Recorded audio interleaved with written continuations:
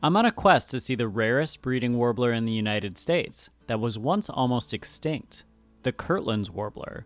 These gray and yellow birds only breed in young jack pine forests and currently only nest in 2 states in the US, Wisconsin and Michigan. I met up with my friends Chris and Colette, and we planned to drive up north in Wisconsin and stay overnight to look for the warbler the next day.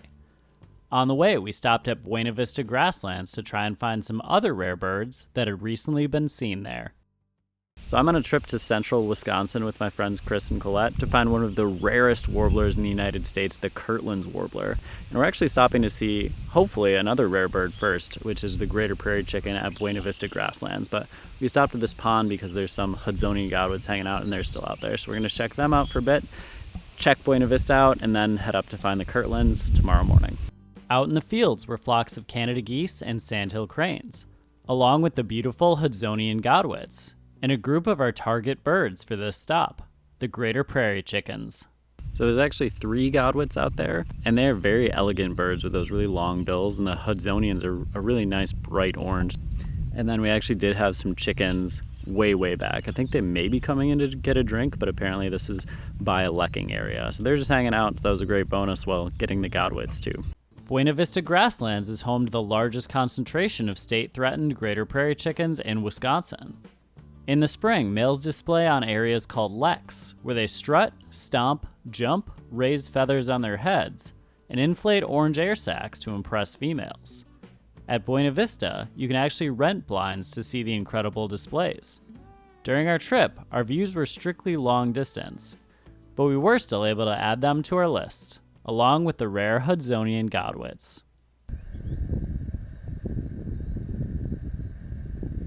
What do you guys think? On the board already? Chickens, godwits? Awesome. That's great. The weight gets taken off and now you can enjoy the rest of the trip. After appreciating the chickens and godwits, we headed to another part of the grasslands where we saw Brewer's blackbirds and heard western meadowlarks, 2 other signature species of the area. The grasslands are actually really peaceful, kind of as it's getting dark. It's so quiet and calm, and there's just these really nice bird sounds. So we're trying to track down a visual on one of the western meadowlarks because we can hear them, but we'd like to see them. Brewer's blackbirds have actually been really cooperative too. Buena Vista has a really nice array of unique species that are easier to find here than in other places.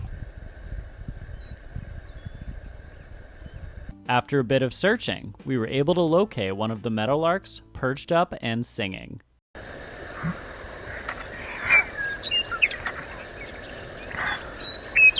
We had a great western meadowlark experience, and the cows are very curious about what's going on, but we're gonna check out some more places before it gets too dark here at Buena Vista. We already have a great list of species. With a great stop at the grasslands under our belt, we headed further north to where we were staying and got ready to look for the rare Kirtland's warbler in the morning. It is the next morning, and today is the Kirtland's day. So we're gonna go up to this very specific habitat and pretty much just listen and see if we can hear any birds, and then if we're lucky, maybe we can get a view. But their vocalization is really distinct, so if you know it really well, that helps a lot, and getting there really early helps too. So it's a very cool experience to go into this habitat because it feels kind of different than anything else. And the jack pines have to be a really specific height for them to breed. So there's a lot of management that goes into this.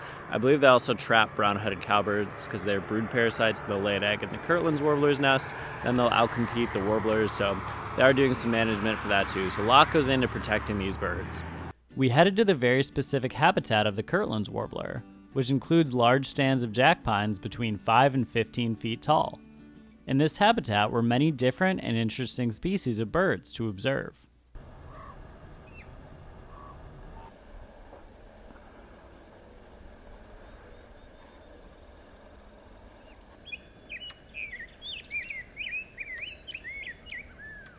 Now that we were in the perfect habitat, it didn't take long to hear our target bird. So we're now in the prime Kirtland's warbler habitat, the sandy area with the jack pines.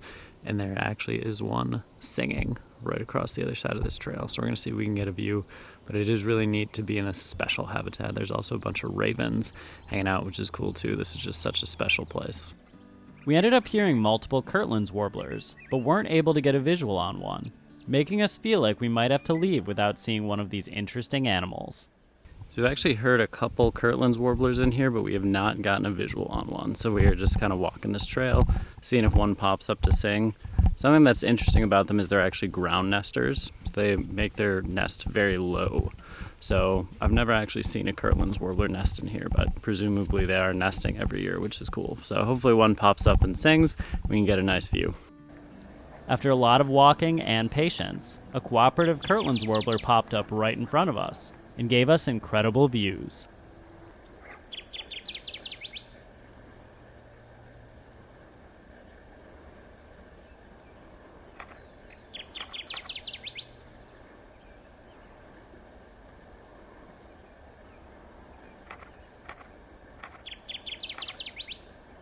The Kirtland's warbler is the rarest breeding warbler in the United States and spent almost 50 years on the endangered species list before being delisted in 2019.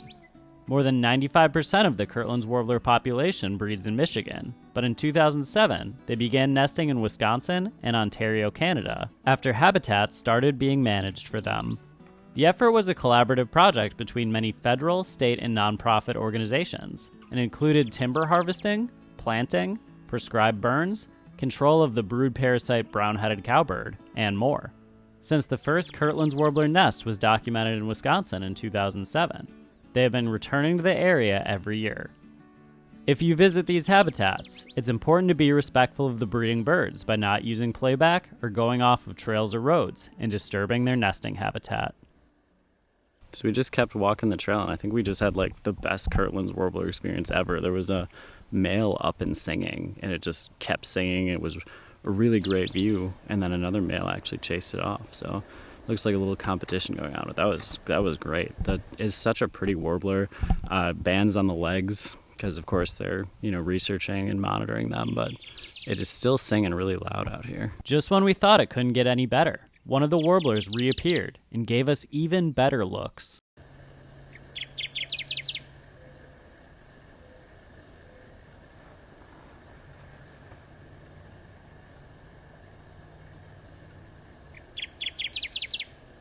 So the Kirtlands came back out and is singing again in this jackpine. And for how bright they are and for how loud they sing, they sure are hard to find when they're just like in a tree right in front of you. But this has been such an amazing experience to spend this much time with the Kirtland's warbler. And it is just here doing its thing. So to appreciate the lemony underside, the stripes, the grays, and the vocalization, and the habitat has been an incredible experience. That was pretty good. I think the best looks ever that we've ever had, for sure. For sure, it was pretty good. Yeah, pretty good. Wow, I cannot emphasize how amazing that experience was with that Kirtland's warbler. Even for any bird to just sit there for that amount of time and sing and be so relaxed and just doing its thing was incredible. But to see a Kirtland's like that, that feels like a once-in-a-lifetime experience. So great time here looking for the Kirtland's warbler. We're going to see what else we can find kind of on the way back south. Feeling thankful that we were able to hear and see Kirtland's warblers, we decided to make one last stop at the famous Horicon Marsh before making our way further south. We're here at our next destination, Old Marsh Road at Horicon Marsh, and this just recently opened. So it's closed for a lot of the year, and then in summer they open it for a little bit. So there's been a lot of reports of some awesome birds because people are excited that it's finally open again. So we're gonna walk it and see what we can find.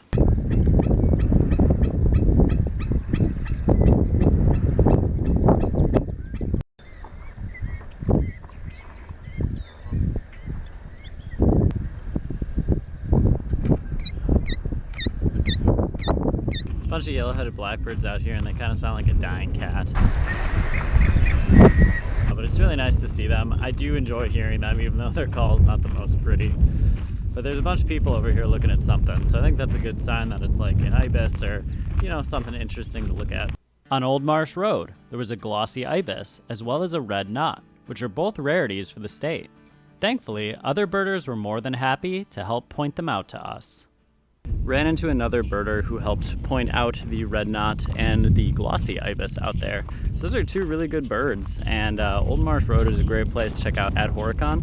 We've also been enjoying the black-necked stilts, the black tern, so it's just beautiful, and it's always awesome when you can add on extra rare birds, because this wasn't even something we were planning on doing today. So super cool day, glad we were able to check out some hot spots and get some amazing birds. On our way out of Horicon Marsh, we saw one last surprise rare bird, one of the rarest in all of the United States. We just had a flyover whooping crane with a pair of sandhill cranes, and that's probably one of the rarest breeding birds in the United States. So you can find them here at Horicon, but it's kind of like you never know exactly where they're going to be. So that's awesome. Always is a great day when you can see a whooping crane. And so we've had Kirtland's warbler, greater prairie chicken, and whooping crane in 2 days. Those are all like top birds that you can find in the state. So what an incredible 2 days. Overall, we had an incredible trip finding rare birds in Wisconsin, including the Kirtland's warblers, greater prairie chickens, whooping crane, and more. What's the rarest bird you've ever seen? Let us know in the comments below, and thanks for watching. We'll see you next time on Badgerland Birding.